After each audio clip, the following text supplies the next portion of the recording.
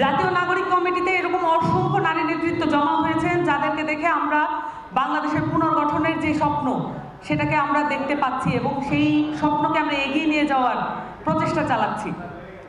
এখানে এই যে নারী নেতৃত্বরা উঠে এসেছেন এবং এদের বেশিরভাগই বাংলাদেশের যে প্রতিষ্ঠিত রাজনৈতিক সংস্কৃতি আছে সেটার বাইরে থেকে উঠে আসছেন।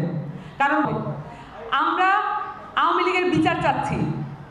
আওয়ামী লীগ কত মাত্রায় এখানে অন্যায় করেছে সেইটার মাত্রা যদি আমরা ব্যাখ্যা করতে চাই তাহলে এ রাতেও শেষ হবে না। এবং আওয়ামী লীগের দলগত বিচার চাচ্ছি আমরা।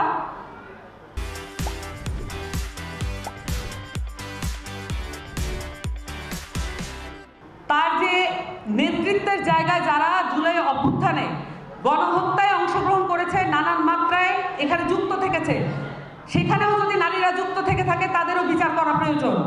এক্সকিউজ করার কোনো সুযোগ নেই। এখানে শেখ হাসিনা নারী নেতৃত্বের নামে নারীদেরকে পিছিয়ে রাখার অনেক কলাকৌশল অবলম্বন করেছে।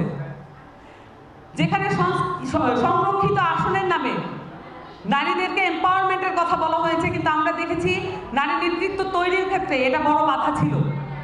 কারণ এখানে দলীয় প্রয়োজনে শুধুমাত্র কতগুলো নারীর ফেস ব্যবহার করা হয়েছে।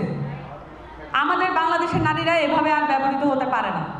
এবং শেখ হাসিনা প্রধানমন্ত্রী থাকাকালীন তার নিজে নারী হওয়া সত্ত্বে সে নারীর এম্পাওয়ারমেন্ট ঘটাচ্ছে, এটা বহির্বিশ্বে দাবি করেছে। এটা সম্পূর্ণ ফলস ছিল, এটা মিথ্যা ছিল। এটাও আমাদের বিচারের আওতায় আনতে হবে। এটা সামাজিকভাবে নিষ্পত্তি হওয়া প্রয়োজন।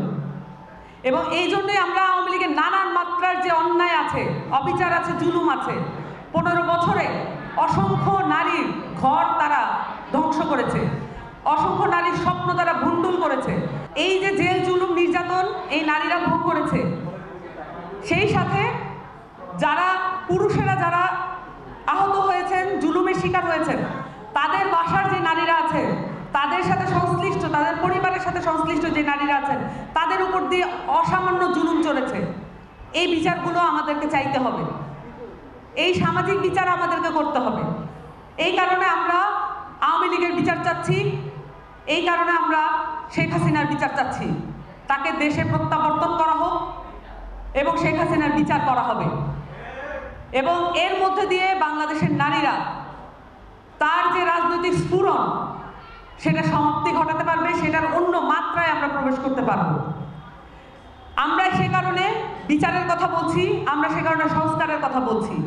আমরা দেখতে পাচ্ছি এখনো উপদেষ্টা পরিষদে উল্লেখযোগ্য সংখ্যক নারী আমরা দেখতে পাচ্ছি না। যদি এমন হয় যে বিভিন্ন সেক্টরে নারীরা এখনো পিছিয়ে আছেন, তাহলে কি করলে নারীরা এখানে এগিয়ে আসতে পারবেন সেই পদ্ধতি আমাদেরকে বের করতে হবে। আমরা সংস্কারের কথা বলছি এবং বিচার সংস্কার পার হওয়ার পরে আমরা গণপরিষদ নির্বাচনের কথা বলছি। শুধুমাত্র নির্বাচন নয়, এখানে 3টি অবৈধ নির্বাচনের পরে একটি প্রশ্নবিদ্ধ নির্বাচন হতে পারে না, একটি তথাকথিত নির্বাচন হতে পারে না। অবশ্যই হতে হবে গণপরিষদ নির্বাচন।